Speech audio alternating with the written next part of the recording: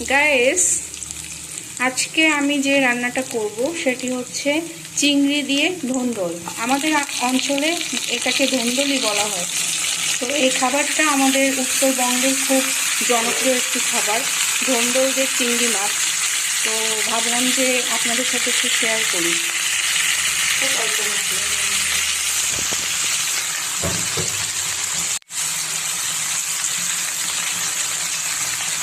একে একে আমি মরিচ দিয়ে নিচ্ছি, তারপর পরিমাণ মতো লবণ,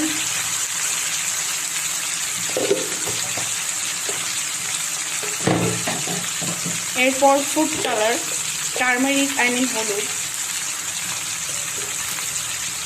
পরিমাণ মতো,